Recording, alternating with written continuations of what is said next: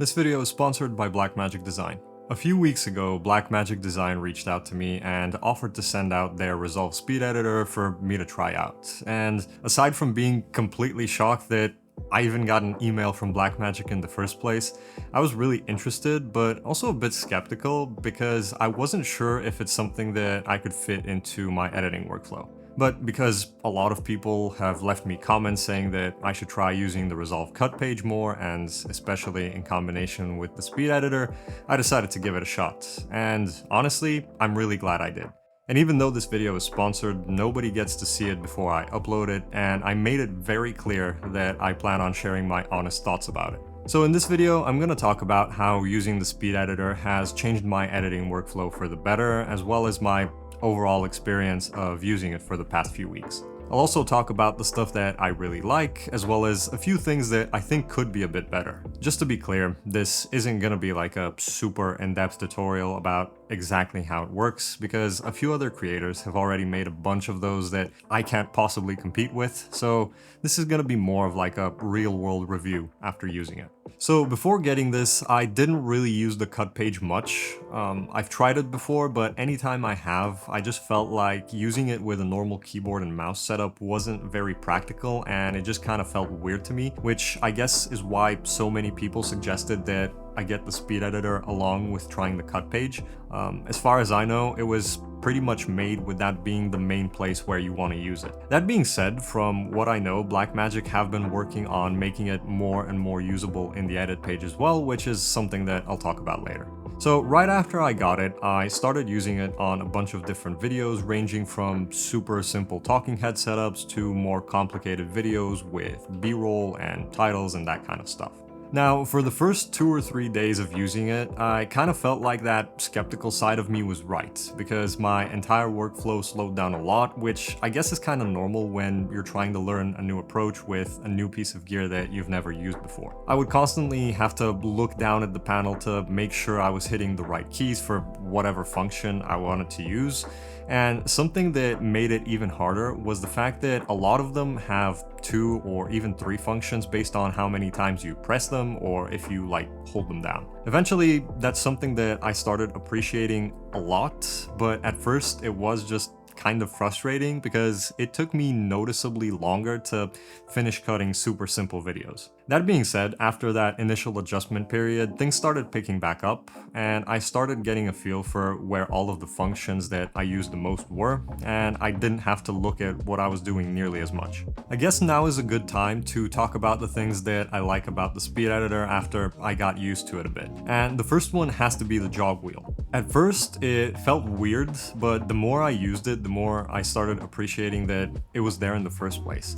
This thing pretty much ties the whole speed editor together because it's what you're going to be using in combination with a lot of the other keys. It also makes scrubbing through your footage much more fun, and I'm not sure if I can really say that it's easier than with the mouse, but it's definitely just more enjoyable. Part of the reason for that is the 3 keys that you've got right above it. The jog setting is probably the one that you're going to be using the most often, and this one essentially gives you a nice middle ground of the other 2. You get pretty fine control to be able to move your playhead forwards or backwards if you turn it slowly, meaning that you can get very frame specific with it. But if you turn it a bit quicker, you can cover more distance on the timeline. Now, for bigger movements where you have to get from one part of the timeline to a completely different one, you can use the scroll setting. This one just moves the playhead a lot quicker, and it really isn't meant for those small adjustments that the jog wheel setting is for. Finally, you've got the shuttle setting, which basically turns your wheel into a play forwards or play backwards control, and the more you turn it in either direction, the faster it's going to play the video. And honestly, I'm sure that there's uses for this, but I pretty much never use this setting unless I misclick it, which does happen occasionally. But like I said earlier, after getting used to the fact that most of the keys have more than one function, I really started appreciating it.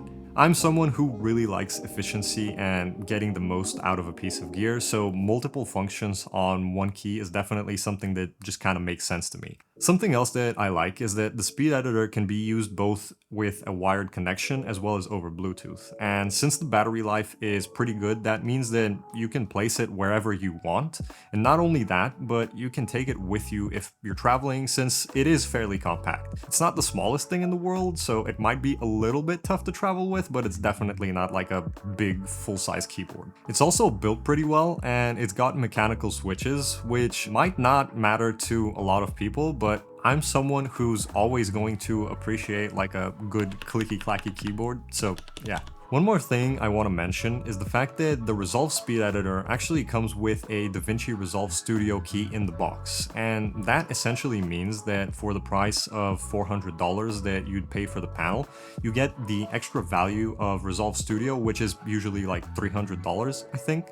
And if you already have the studio version, that might not be as big of a deal for you. And same goes if you're someone who just edits videos for themselves, because like I've said before, the free version of Resolve is already really powerful. That being said, if you plan on eventually getting into professional video editing and you're already thinking about upgrading from the free version to the studio version, picking up the Speed Editor might be the right move because of how much value you can get with just that one purchase. Now, I also want to talk a bit about my new editing workflow with the Speed Editor and the cut page. Before, to make selects of my footage, I would import it into the media pool, and then I'd make a timeline for all of my footage, and I just drop everything in there. Then I would go through and watch all of the clips and lift the ones that I liked to higher tracks by holding down Alt and clicking the up arrow. After that, I'd select all of the lifted clips and copy them over to a new timeline, which was for my selects. Then I would go through the selects and cut the clips down to just the parts that I like and plan on using. And you can feel free to say whatever you want, but I still think that works pretty well. That being said, now what I do instead is using the source tape in the cut page. And the source tape is essentially a feature that takes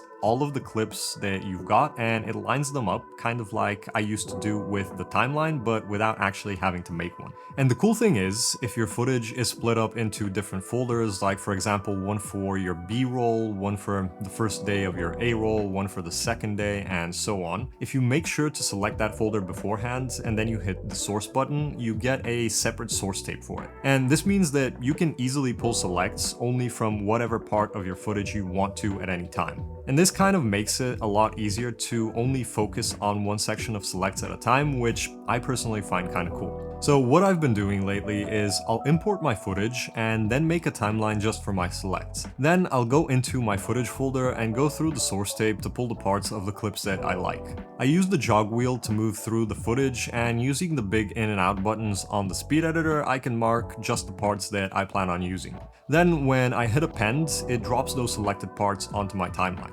After that, I can hit the timeline button above the wheel, which makes it so that I'm now affecting the clips in the timeline itself with any of the functions I use. And by holding down either the trim in or trim out buttons and turning the wheel, I can fine-tune where the parts that I like start and end exactly. Then I'll go and use the stacked timeline method in the edit page that I've talked about in another video to pull different selects into my final working timeline. After that, when I have a rough idea of what I want the order of my footage to be, I'll go back to the cut page and use functions like the roll and slip keys to get everything lined up exactly how I like it. When I'm all done with all of those initial adjustments, I can go back into the edit page and start working on adding titles, effects, transitions, sound design, and anything else I need to. So keep in mind, the way I use the Speed Editor is probably gonna change and improve over time, or at least I hope so. So take everything that I just explained with a grain of salt. Now, even though for the most part, I think the Speed Editor is a great piece of hardware, there are a few things that I think could have been done a little better with it. For example, even though earlier I mentioned that Blackmagic are making efforts to make it work better in the edit page and not just the cut page, it's still not 100% there yet. What I mean is, a lot of the function that you've got in the cut page work differently in the edit page. Some of them work essentially essentially the same way, but others don't, and it's not so much because of the panel itself as it is because certain functions just behave differently across the two pages. But like, I realize that's just kind of the nature of things, and Blackmagic can't really do much other than to completely rework both of the pages, so honestly that's just me being picky, and it doesn't really matter much when you get used to it. The big thing that I'm not a fan of with the speed editor though are these camera number buttons in the middle of it. Now these are meant for multicam workflows and the sync bin, and when it comes to that, they're super useful. The thing is, I never really do any multicam work. Like, the most cameras I've had to work with at the same time on a single project is like 3, I think. And I do realize a lot of people out there constantly work on projects that were shot with like loads of cameras at the same time, and they would probably appreciate this sort of workflow a lot. So the fact that these keys are here isn't really my issue. The problem is that you don't have the option to bind any other functions to them, which is just a little frustrating because it seems like such a missed opportunity. If you're someone like me who doesn't do a lot of multicam work, you're just kind of missing out on using a lot of the keys that are in front of you. I feel like if they ever gave us the option to bind some other functions onto these number keys, especially for use in the edit page, the speed editor would become even cooler than it already is. And you know what? While we're at it, why am I able to click the jog wheel if it's not gonna do anything? Like, again, if I had the option to bind something to it, it would be so useful, but from what I've been told, for now there's no plans of that happening. But you know what? Okay, I don't need it to have a specific function in Resolve. Could you at least make it so that it makes a noise when I click it? Like, I mean, think about it. Could be fun. You're editing your video, you click it, it makes a funny little noise, it raises morale, and then you're just like back to work.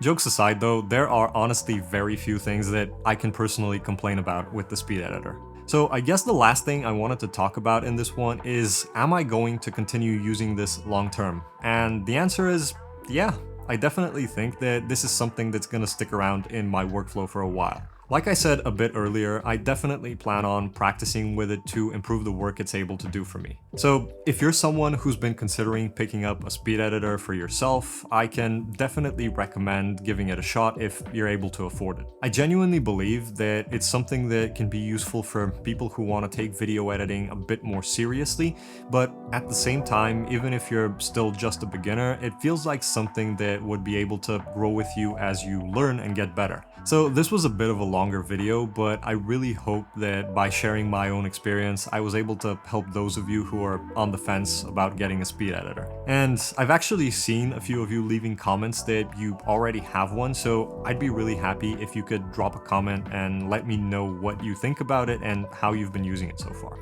As always, thank you for watching until the end, and I'll see you in the next one.